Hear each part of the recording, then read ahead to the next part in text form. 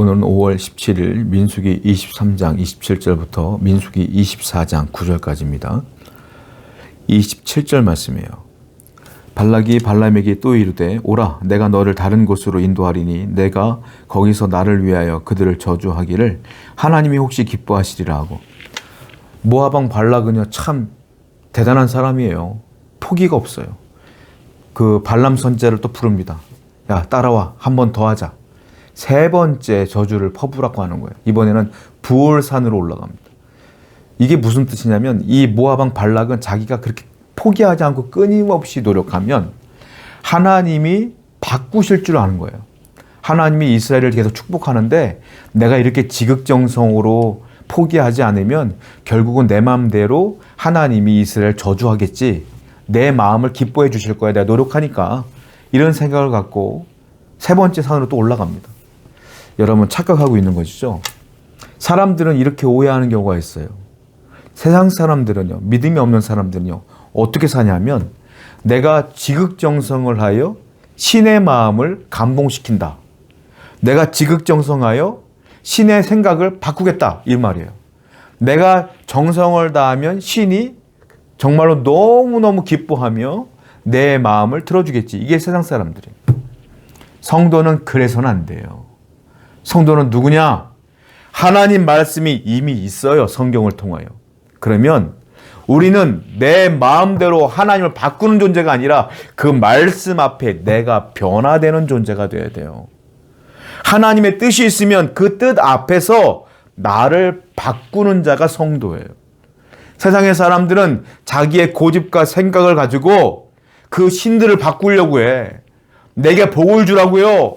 내가 이렇게 정성을 다했잖아요. 이게 세상의 논리예요. 하나님은 그렇지 않아요. 하나님은 이미 우리에게 모든 걸 주셨어요. 말씀도 주셨어요. 저와 여러분들이 그 말씀 앞에 변화되기를 원하셔요. 하나님이 내 마음대로 변화되는 게 아니라 하나님의 뜻에 맞는 자가 내가 되기를 원하시는 게 하나님의 뜻이다. 이런 믿음으로 변화된 삶을 살아가시기를 축복합니다.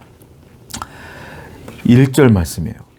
발람이 자기가 이스라엘을 축복하는 것을 여호와께서 선히 여기심을 보고 전과 같이 점수를 쓰지 아니하고 그의 낯을 광야로 향하여.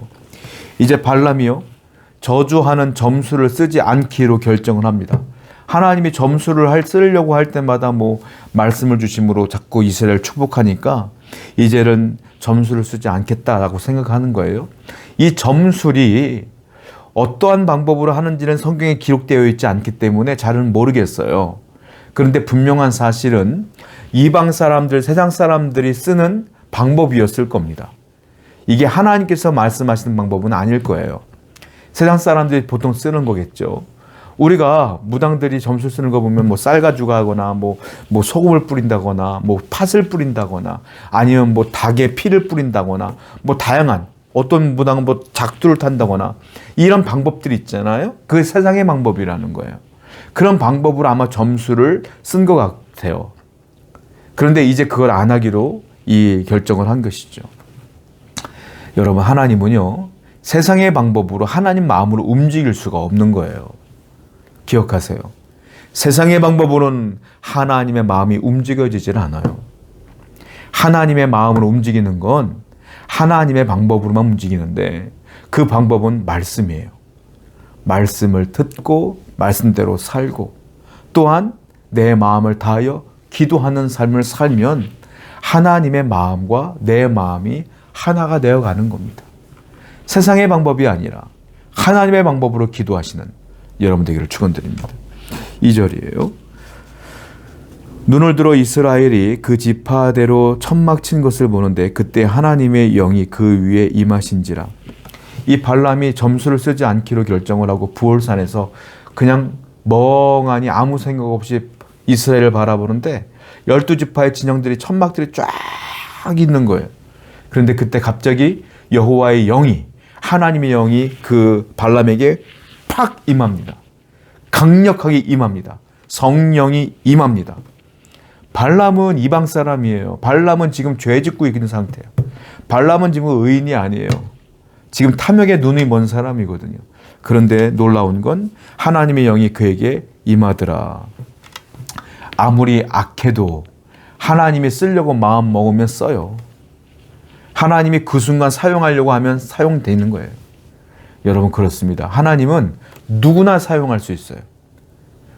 우리가 이미 앞에서 본 것처럼 나귀를 통해 말도 했어요. 나귀도 사용할 수 있어요. 하나님은 자연을 사용할 수 있어요. 자연을 통하여. 또한 이런 악한 발람을 통하여서도 일할 수 있어요. 하나님께 쓰임받는 게 중요해요. 그러므로 저와 여러분도 하나님께 쓰임받아야 될 줄로 믿어요. 하나님의 영이 여러분에게 늘 함께하기를 축복합니다. 3절부터 9절은 이제 발람이 하나님 말씀을 듣고 발락에게 또 그대로 저주가 아니라 축복하는 내용인데, 이 축복의 내용은 이미 한번 성경에 나왔어요. 똑같은 말씀이 또 반복되는 거예요. 예를 들자면 이런 거죠. 야곱이여 네 장막들이, 이스라엘이여 네 거처들이 어찌 그리 아름다운고. 5절 보니까. 그리고 6절을 보니까 너희들은 백향목들 같구나. 또 7절 보니까 너의 물통에는 물이 넘쳐나갈 것이다. 너의 씨는 맑은 물가에 있을 것이다. 또 너희는 아각 왕보다 높다. 그의 나라가 흥왕할 것이다. 잘 된다는 거죠.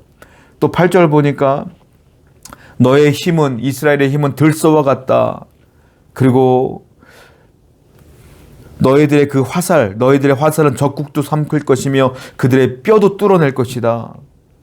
그리고 9절 보니까 너희들은 숫사자와 같고 암사자와 같다. 뭐 이렇게 쭉 계속 축복을 쭉 하는 내용들이 나와요. 이 축복이요, 앞에서 말했던 것이 반복되는 것을 보게 되죠. 이 무슨 말이겠어요? 하나님의 마음은 변함이 없다. 너희들이 아무리 저주한다 해도 변함이 없다. 그리고 연속으로 이렇게 축복이 계속된다는 건 뭐예요? 반드시 이루신다. 여러분, 하나님은요, 약속하신 것은 반드시 이루십니다. 하나님은 오늘 우리 성경을 통하여 이미 여러분들에게 축복의 말씀을 주셨어요. 예수 믿으면 구원받는다. 너희들이 이렇게 하면 이렇게 주실 것이다. 이미 다 여기 축복의 말씀이 있단 말이에요. 여러분, 이 약속을 굳건히 믿고 그대로 해보십시오. 하나님은 약속을 지키시는 분이에요. 언약을 지키시는 분이에요. 말씀을 지키시는 분이에요. 말씀대로 축복하실 줄로 믿습니다. 기도하겠어요. 우리 하나님은 변함이 없는 분입니다. 하나님, 우리가 항상 말씀 앞에 내 자신을 변화시키는 자가 되게 해주시옵소서. 예수님의 이름으로 기도드렸습니다. 아멘.